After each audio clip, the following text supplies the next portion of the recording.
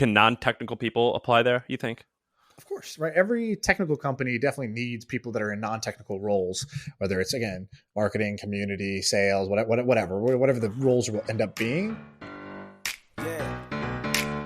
I feel like I could rule the world. I know I could be what I want to. I put my all in it like no days off. On the road, let's travel, never looking back. Okay, this episode is going to be awesome. And there's a story behind this. I don't know if I told you this story, Shaan, but basically my wife, Sara, she about 4 or 5 years ago. So my wife is like pretty type A, went to an Ivy League school, isn't particularly doesn't like taking risks, doesn't want to, like, she's someone who's going to rise up in a big company and be an executive one day. And she was like, I want to join a new company and I want to make a lot of money. And Sarah's going to be 29 next week. So she was 25. And she said, I want to join a company where I can make some money. And so we made a list of a bunch of companies where we thought if she was given, let's say, $250,000 of stock that would vest over 4 years, we made lists of places where that stock could like 10x. And that's how she applied and got a job at Airbnb. That was like 5 years ago. And now I think when she joined, what was their last valuation before they went public? Like 18 or 20 billion, I think. And now their valuation's like 100, I think. So what's that, 5x maybe? So it did okay. And you and I were talking, and I think you're underplaying it. It did better than okay. Let's just frame this fully, right? So joined a multi-billion-dollar company that already had 3,000 something employees. No, it wasn't that big. I think it had 1,200, but yes, it was big. So, all right, so over 1,000 employees. So, not joining a risky startup, not buying a lottery ticket, and so she knew this is going to have some gain. It's just a question of like some value. It's just a question of how much. Got a job, and she wasn't like an exec, so it was kind of like an achievable thing. Like she came in as like, I don't know, like a mid-level manager. Is that fair to say? Mid-level, yeah, I would say. Yeah, lower, cool. So like lower to mid. Right, lower to mid. So didn't even come in as a hot shot, and before the age of 30, was a multimillionaire because of the stock that appreciated from this thing. Right, from joining Airbnb, right? So self-made multimillionaire, self-made multimillionaire without eating shit as a startup founder, right? Where you're stressed and you're making no money and you might fail all the time and all that stuff, and you have to make payroll and all that good stuff. And so had a kind of like cushy, every day got to go in and pick which flavor of soy milk she liked from the company fridge, and like had health benefits and had all the things that you get, the good things you get at a company. Plus got to see it grow, right? So I thought. By the way, I cannot confirm or deny the multi-million-dollar. I can't completely blow up her spot or the soy milk spot. Shouldn't drink soy milk.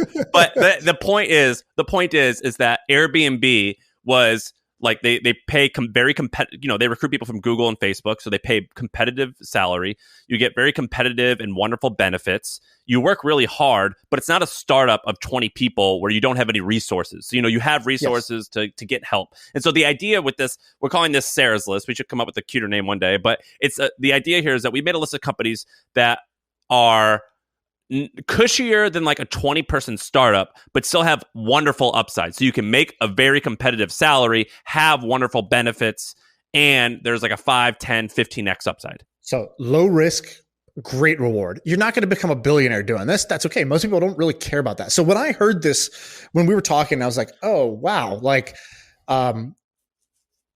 I think of myself as the hustler, but this is the ultimate hustle, right? And not in a bad way. What I mean was like, this was the hack. This was the lowest, low effort, low risk way to get a great outcome, meaning didn't have to work 120 hours a week, didn't have to like carry the whole company on their back, didn't have to like pick a winner.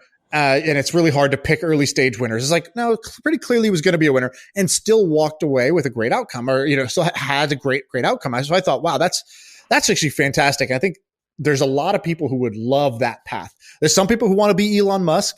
They want to go change the world. There's some people who want to make $1 billion. There's some people who want to just go sit on a beach and do nothing, right? But there's a lot of people who would love this. Hey, let me work at a great company with really smart people working on a cool product, and let me build, financial independence without risking it all like a degenerate gambler. So to me, we got Craig's list, we got Angie's list, what's the one with the child predators? I don't know what that one's called, like Molly's List or something like that. We got whatever Molly's List, and now we have Sara's List. And Sara's List is the companies that we think you could go join today. They're already valued, over $250 million. They have, we think, a low risk profile. But if you stayed there for 4 years and you came in as a mid-level person and you got your grants, which is like 50,000 in stock every year or something like that, that could make you a self-made millionaire or multimillionaire. That's the frame. And before we get into this, everything that we're going to say, it's not like financial advice or anything. All the information that we have, it's basically what we've just read online or rumors that we've heard amongst friends. None of it so like everything is hearsay and a lot of predictions, right? Yes, yeah, we could be wrong, but we thought it'd be fun. Like we're not going to go take these jobs, but there's a lot of people out there who would love to know, hey, what would y'all recommend? We know it's not a guarantee. We know it's not set in stone. We know this is just a prediction, but hey, some prediction is better than nothing. So we'll go on the record and we'll see how these play out. All right, so we each did a research. We got 5. Yeah, so you go. So we have 5. I got more than 5, but let's go. You go, I go, and then we'll go back and forth. Okay, great. Okay, I'm going to save my best one. I'm going to bring in second. I'm going to first jab, just feel you out, see how strong you're coming in. But my best one is coming next. My power punch is coming second. Okay. But for the first one, my first one that I'm going to present for Sara's List, my nomination is Flexport. Okay. What's Flexport?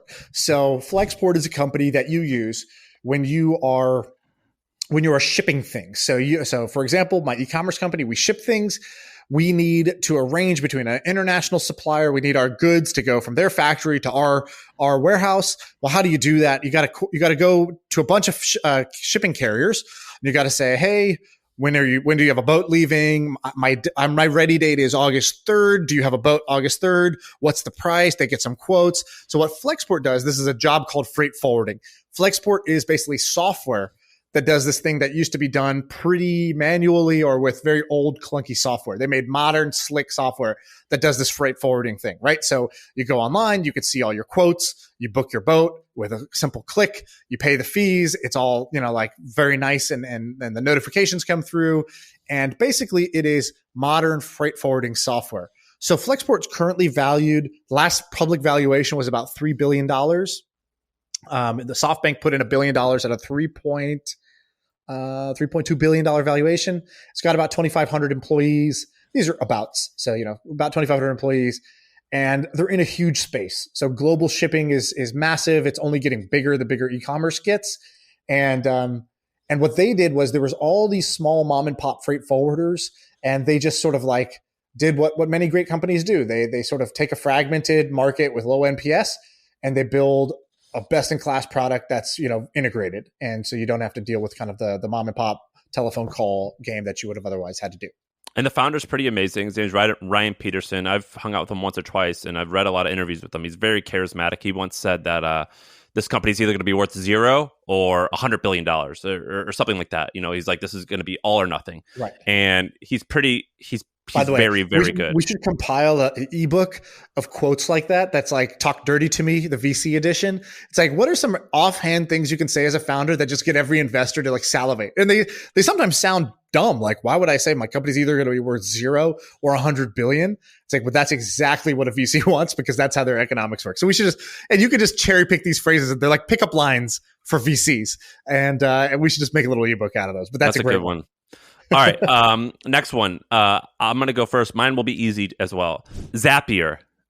So what they do, it's always really hard for me to explain what this company does, but once you use it, you immediately get it. And I'll give you a use case. So basically what they do is they connect APIs. So for example, when the hustle first started, I didn't want to buy like Greenhouse or one of these like really $500 a month applicant tracking systems. And so I created a Google form, and then I used Zapier to connect that to Asana. And so every time someone applied to a job, the information was automatically filled into an Asana board, and that's what we use to track our job applicants. Another example, and this is like a really simple personal use case, is I had a scale, and every time I stepped on my smart scale, it told Zapier, and Zapier put my weight into a spreadsheet, and I compared it to all my friends' weight, and we had a competition. Now, that's like a really simple use case, but they do incredibly complicated ones where they'll attach loads of different, so you could build an entire company using basically Google spreadsheets and Zapier. They're interesting for a few reasons. First, They bootstrapped it to like or $70 million in recurring revenue, and they did it very quickly. They recently raised a little bit of funding at a $5 billion valuation by, I believe, Sequoia. They currently have 350 people. My opinion is this is going to end up very similar to Atlassian. So Atlassian is an Australian company that went public, I think, in 2014. And when they went public, it was like maybe it was like a $6 billion valuation. And they sold widgets to small businesses, software to small businesses, and people slept on them, and it slowly scaled. I think today Atlassian is worth $100 billion. I think Zapier is going to be similar. Wade Foster, the founder of Zapier, spoke at HustleCon, and I hung out with him, and he was like, everything he was just like perfect. He was wonderful. There is one downside. I've heard through friends of friends that so their pay is they're a remote team. They've been remote from day one. They pay against Chicago market salaries. So they don't pay San Francisco salaries. So that might be a downside, but I would love to own Zapier stock. Yeah. Okay. So what you're saying is it's a $5 billion company, and kind of amazingly, it was at 1.3 million in funding to get to that 5 billion in value. Is that right? Yeah, they basically only raised $1 million in funding, and they got that to 60 million ARR. They're probably north of 100 million ARR. They were less valued at 5. They're probably worth 10 at this point. I mean, it's like a crazy valuable company. That's insane. They're growing crazy. You would need them to become a $25 to $50 billion company, and you're betting that they can and will do that. That's over the course of 4 or 5 years when all your stock would vest. Yes, I think that. Okay. All right. Sounds good. Okay. So do you agree or disagree? They've surprised me every step of the way so far. So, when you first, it's like Zapier, I would be like, oh, cool indie hacker project. And then it's like, oh, no, it actually got to like $1 million ARR. It's like, oh, that's cool bootstrapped software company. Maybe you can sell for $25, $30 million. Oh, wow. They're doing 50 million in ARR. Okay. Geez, how many times again am I going to be wrong here? So I'm just debating. Do I really want to bet against them again? And I think the answer is no. I don't want to bet against them again. So I think I'm going to give you thumbs up on your one here. I would include it in Sarah's list. Flexport, would you have given it the thumbs up or thumbs down to be included on Sarah's list? Can it be worth 50? Yeah, definitely. Okay, good. So keep in mind we're talking about like 5 years from today. Yeah, 5 years. 5 years, exactly. Yeah. So okay, so we have two successful nominations to Sarah's list. I'd like to give you my next nomination. You're gonna hate this one or roll your eyes or something. Okay, Uniswap. Do you know what Uniswap is? No. Oh my God, that's insane to me. Okay, so Uniswap, if you go to I don't know, I think it's uniswap.org is how you get to the thing. So Uniswap, what if I told you, let's just play this game. There is a company in the cryptocurrency space, and I have an opportunity for you to join. Here's some of the things you need to know about this. It is, it's bigger than Deutsche Bank, Credit Suisse, and State Street all combined. It has... bigger in terms of what? Current market cap?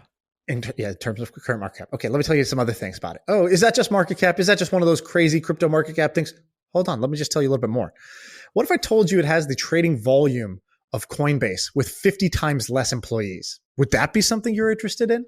Yes. What if I told you that this company is doing 10 billion a week in trading volume? And what if I told you it was doing that with less than 35 employees? What if I told you that it took Coinbase 8 years and 1,000 employees to get to $1 billion in revenue? And I told you that Uniswap is only 2.5 years old, has less than 50 employees, and is on pace to do over $1 billion in revenue this year. Would that be something you're interested in? Because that's Uniswap right now. In. So what do they do?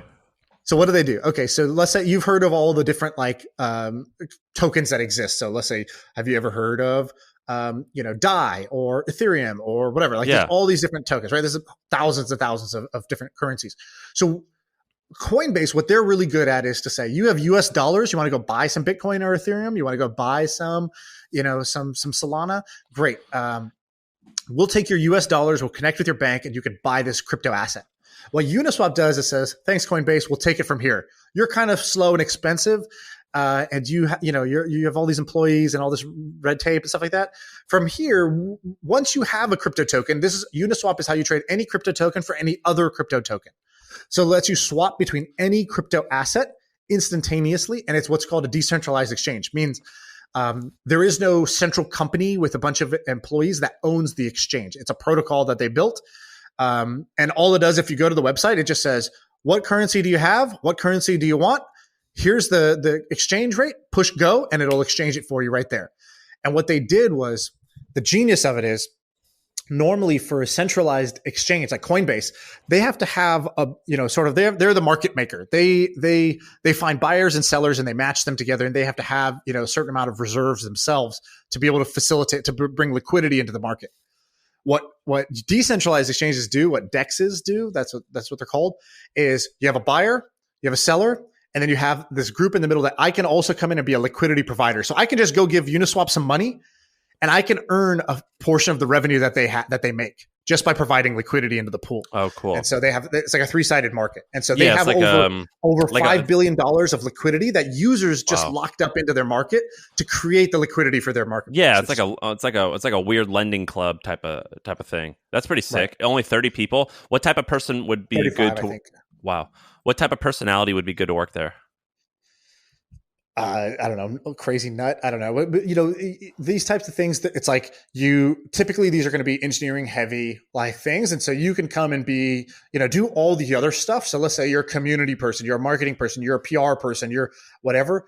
You can go and sort of say, look, I have this skill set that you probably need, but when you're at 35 people and this much scale, they kind of need everything. They need more of everything probably.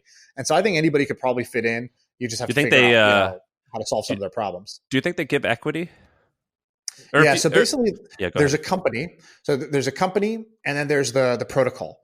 The company owns some of the tokens used in the protocol, but so the company raised a Series A from Andreessen Horowitz and Paradigm and a bunch of others. They raised only a Series A. So I think they've only raised $11 million to date, and they've reached basically the same scale as Coinbase on $11 million. And Coinbase is what, an $80 billion company. Yeah. So I think, this would be a very, very, very valuable group to be a part of. Now, the economics are different because it's crypto and everything's weird. It's like, what's the valuation? What's my equity worth? I don't know. It's all funky. You got to figure it out yourself, but there's definitely enough value there. So, and it's growing super fast. It's kind of for a person I imagine the personality type is like someone who's okay with a lot of chaos and some risk. Yeah. And like non-traditional. They're okay with something that's non-traditional. All right. I'm going to give you another non-traditional one. This might be one of my stronger ones. So it's called Anduril. I think that's how you say it. Do you know what that is? I had it on my list. All right, you stole it right off me. Wait, Anduril, did you really? Did you really? That's I didn't see it on yours. Yes. No, it's not written up on here. Oh, sorry. I didn't put I have my own little cheat sheet here that you don't have. All right, great. So mine's called Anduril. So I'll tell you a little bit background, but you actually might know a little bit more. So basically, it started by the guy named Palmer Luckey. And the reason why this is interesting is Palmer Luckey started Oculus when he was like 16 or 17, and then he sold it to Facebook for like $1 billion, just like a ton. And it's interesting because Palmer Luckey is very controversial. So he's a big supporter of Donald Trump, which is very atypical in Silicon Valley. He was fired from Facebook, and a lot of people, or he was the one who said he thinks he was fired because he liked Trump, and he sued Facebook for hundreds of millions and won. So regardless if you think that's cool or not, he is controversial amongst Silicon Valley folks. And so he started this company out of Orange County, and here's another controversial thing. They make stuff for the government. Their first product was an invisible wall, basically. So it was a way to build drones, I believe, to keep illegal immigrants from crossing the Mexican-American border. So controversial, whatever. We definitely can agree to that. They've raised money, and it's worth about $4.6 billion.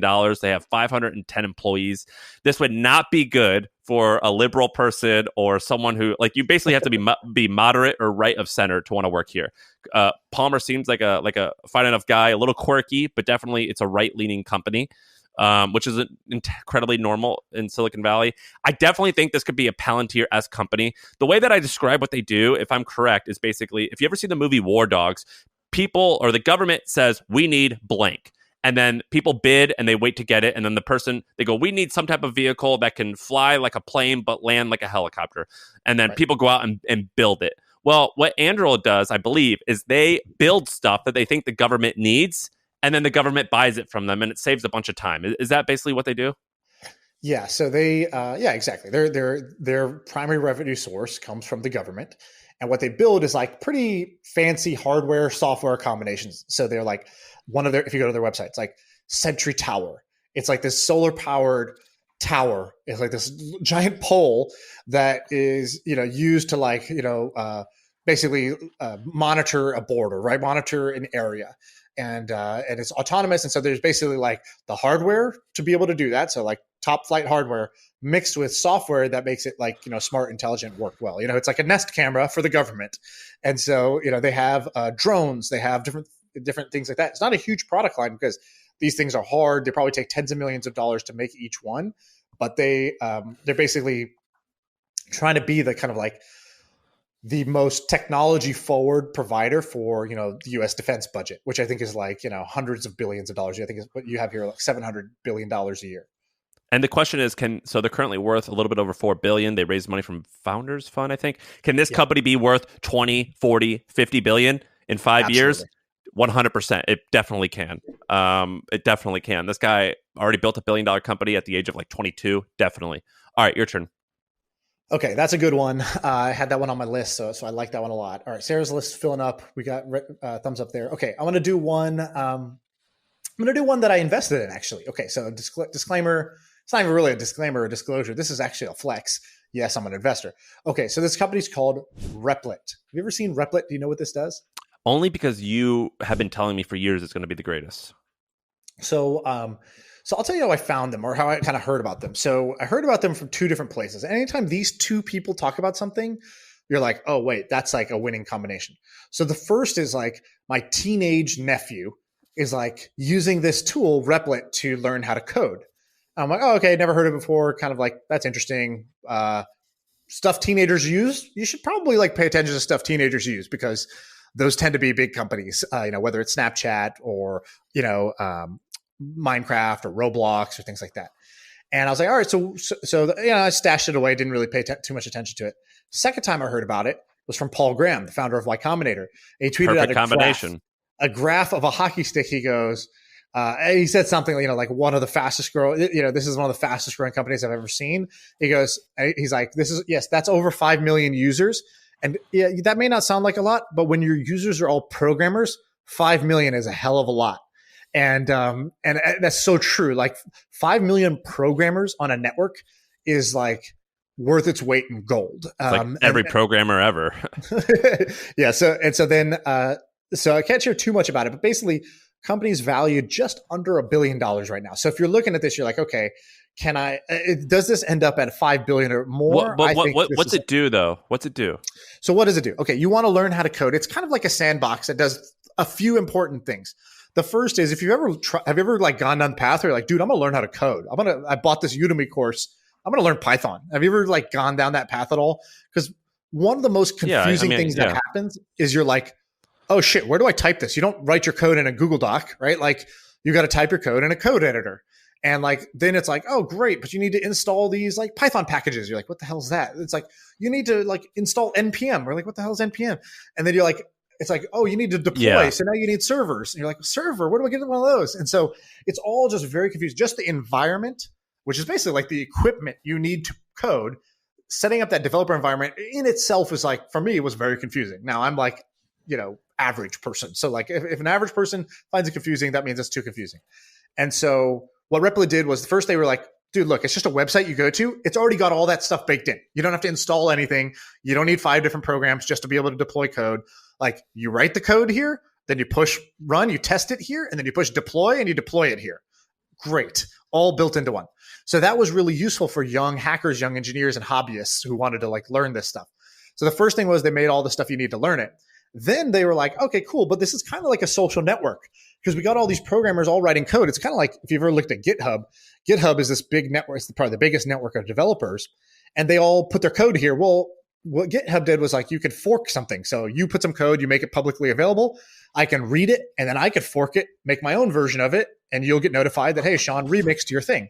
So Replit does that like on steroids. So they basically, it's almost like a game. It's like all the different programmers can see what all the other programmers are doing. They can get inspired by those.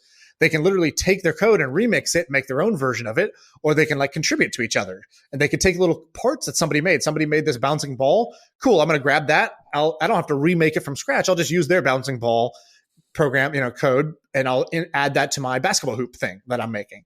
And so it's like a multiplayer little like game almost for programmers to be able to like not just write their code, not just deploy their code, but also find other pieces of code that they can interact with and monetize it. So you can actually launch full apps, full programs on here and make money. It's like all built in.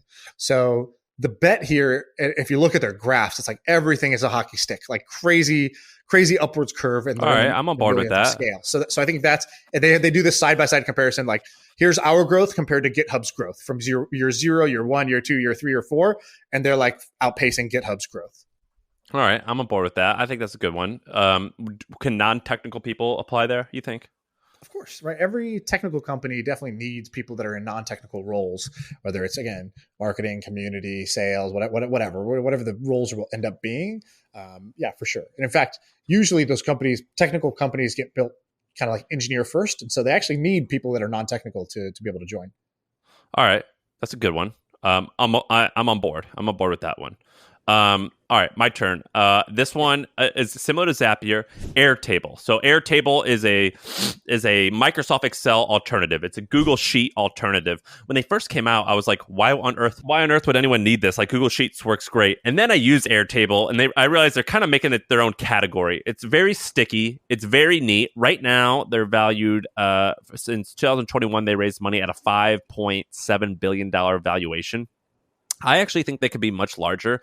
There's another company that I kind of compare them to. They're not quite the same, but I think they're a little bit same in terms of stickiness. And they came out at the same time, or they got popular around the same time. And that's Monday.com, and they went public at like 18 billion. I think that Airtable could definitely do really great. They currently have 645 employees.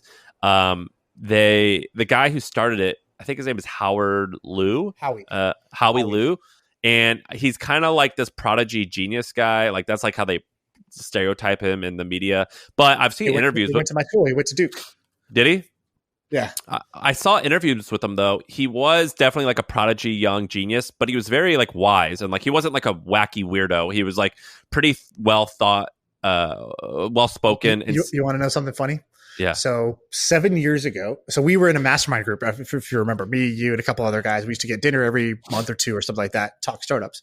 And we would occasionally invite other people in. And so I have a DM where I DM'd Howie back when Airtable was very, it was a lot smaller. I think it was still I think it had just raised money, maybe under $100 million, I think was the valuation at that point in time. And I was like, Howie, love Airtable, think it's fucking great. I think it's going to be big. You're a fellow Duke guy. That's awesome. Hey, I host these mastermind dinners. You should come to one. And he's like, oh, I'd love to. And we scheduled it. And you were scheduled to go to it. And then I think you and one other person canceled. And we were like, oh, I can't come. And so I canceled the dinner. And so I never met him. And like, who knows what could have been. We could have been homies by now. We could have been investors a long time ago, under $100 million. Did you hang out with him? No, that was the excuse I had been made. I was like, I do these as excuses to hang out with people, right? I don't want to just say, hey, I'd love to meet you. It's like, yeah, great. I don't love to meet you. I don't want to ask him to coffee, but I was trying to invite him to something cool. It's like, hey, we do this founder thing. It's great. My bad. Howie, I'm sorry, dude. All right. So I have one that's very similar. Yay or nay? Yay or nay? Yay. Because Excel is like there's this great quote, which is like, every SaaS company, you actually compete with Excel. You don't compete with other SaaS companies. You compete with Excel because people just use Excel for everything. And so, yeah, I think that like, I don't know what Excel's market cap would be, but I think I don't know what it would be. But dude, Excel is like AirPods to Apple. Like exactly. AirPods would be $100 billion company on its own. That's what Excel is. Exactly. So if Excel is a $100 billion company, I think that the best threat to Excel is going to end up being worth, 20, 30, I think there's a pretty good chance of that. And so I like this a lot more. It was recently at 1 or 2 billion. I liked it a lot more there than at 5.7, but we didn't do the episode then, we did it now. So I'll give you one that's very, very similar real quick. Figma. So Figma's I have that one too. I have that one too. Instead of, and I'll do it quick because people already know Figma, but I would put it on the list. The way Airtable is doing for Excel, Figma's doing for Photoshop. So it's the younger, slicker, cloud-based, sexier version of design software. And it's kind of eating Photoshop's lunch. And I don't know Now, what it's worth now. What is it? 7 billion now? It's like no, it's in July of 2021 they raised $200 million at a $10 billion valuation. Okay. But that sounds like a lot. But to the listeners and to you, Shaan, how much is what's Adobe's market cap? So Adobe, I believe almost all the revenue at this point is from Photoshop, right? Well, it's the Creative Cloud, which is basically a bundle that you're like, I want Photoshop. They're like, but buy Fireworks and like buy all this other shit that we like bundle in with Creative Cloud. Okay, so tell me what you think it is. I would have guessed Adobe's market cap is, I don't know, $150 billion, something like that. What is it? It is 315. And if I'm not mistaken, that might be one of the let's look it up. It might be one of the 50th.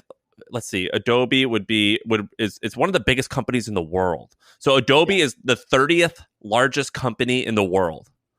So when you think about how big this can be, you think $10 billion, that's so much money. Well, Adobe's one of the biggest companies in the world. Figma's going after it. Totally should be on this list. It's like all the business trends. It's like first unbundling. It's like, well, Creative Cloud brings in $12 billion a year. Well, let's unbundle the most valuable part of it, Photoshop, and let's do it differently. Okay, what's different? Second trend, cloud-based, right? Third trend, multiplayer, right? Like when I'm using Figma, my mouse is moving around. Your mouse, I'll also see what you're doing on the same canvas. That's really cool, right? And so they're piggybacking off all these like kind of macro shifts and doing it right. Just so like, by the way, if you think, oh, it's already at 10 billion, is it really going to 5x? Last 5 years, Adobe has 6x'd. So Adobe was trading at $100 a share. It's now at $660 a share in 5 years. And that's at Adobe's large thing. That's their growth rate. Figma's growth rate should be in the next 5 years much faster than Adobe's was in the last 5. And so I think there's a fairly good chance of that. In fact, I should just go invest in all these companies that are on this list. This is a great list to be on. All right. My turn. So I agree. I had Figma on mine, so I completely agree. So we're batting 100%. So Rippling, that's my next one. Rippling, very boring company. I used it. It's a payroll software provider, but it also manages devices and gives you permissions to different stuff. So basically, if you're a small startup and people sign up to work at your company, I can easily track which person has which computer, and I could pay software through there, and I can do HR management and issue healthcare stuff to people. Why it's interesting? The founder, what's his name? Parker Conrad. So he has the controversial past. He started Zenefits, which was at the time one of the fastest growing companies ever. He got fired because the culture was kind of crazy. People were like having sex in the hallways and kind of being broy and shit like that. And so this is kind of it. He was like, oh, in order to do this HR thing, you have to like have this like compliance training. It takes 60 hours. Well, cool. Here, I created a macro that will go through the training for you. Just push the enter key every 5 minutes or something like that, and you'll be done in 6 hours instead of 60. Like shit like that. That was a little bit like, oh, that's actually like slightly illegal, I think. Yeah, but the good news is he has experience. The also good news is that he fucked up. And so you would think that you'd learn because he got ousted. So I kind of like that. I always like that in a company where someone is like, it's their second time around and they've already been mildly successful. I think that's actually a good thing. Here's why I think this company is interesting. So they were last valued at $1.3 billion. And I use them, and they're amazing. I've used them for years. It's every company problem. Every company onboards new employees and needs to get their computer set up, needs to get them connected to all the systems. It's every company problem, and that's why it's kind of genius. And they're so Workday, which is in the space, is worth $67 billion. Paychex, which is just a payroll provider, is worth $40 billion. So I don't think that their valuation is still true. I think they're their own category, which is why it's even better. Like if you said, does Rippling end up? I think Rippling, if it's at $1 billion now, I think it's maybe one of the best candidates to like 50x on this list.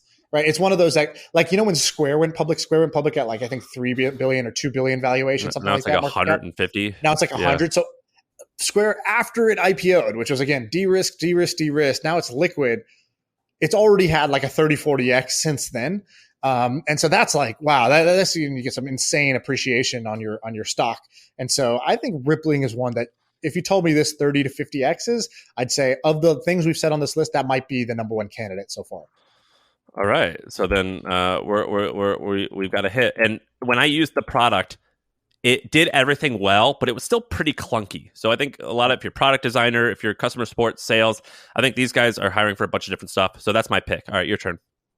Okay, I'm going to do one that's a little By the way, controversial. I think we're fucking, these are hits, I think.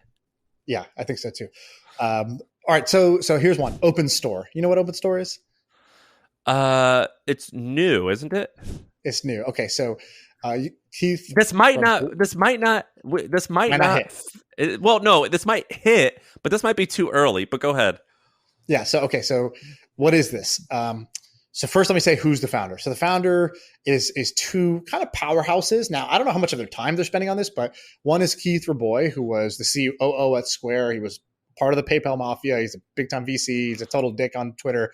Entertaining dude. I enjoy he's very smart, and he's an asshole on Twitter, which I find to be hilarious. And then this other guy, Jack Abraham. Jack Abraham was kind of like wonder kid, built a company, sold it to eBay pretty early on, was like kind of a hotshot at PayPal, spun out, and he has his own like studio. And so they came together and they made OpenStore, which is a riff off of Keith Rabois' other last company that's now worth $5 billion, OpenDoor. So what OpenDoor did was, you want to sell your house? Don't go through the whole like dog and pony show. I will buy your house now. You don't have to stage it. You don't have to fix it up. You don't have to hire an agent. You don't have to do anything. Just sell me the home. I'll just give you a price right now and you can sell it today. So I give you liquidity in this house market, instantaneous sales. OpenStore is the same thing for e-commerce. They're saying, you want to sell your e-commerce company? I'll buy your Shopify store right now. You don't have to go through the whole banker process, make a DAG, do all this stuff. I'll just plug into your data and I'll just give you an offer right now. And so what they're trying to do is roll up Shopify stores. And so they raised, I think their first round maybe was at a $250 million valuation. So to get your 5X here, you have to bet that it becomes $1 billion company. With this guy's track record, Square, OpenDoor, with Jack Abraham's track record, it's a very good shot that this ends up being worth more than $1 billion. This space is very hot. So do you know Thrasio? We've talked about them before. It's the one that Thrasio was the first hot company that was rolling up Amazon businesses that sell products only on Amazon. They're called FBA, fulfilled by Amazon companies. And they rolled them all up. Do you know what Thrasio is valued at right now? What? It's like 5 or 10?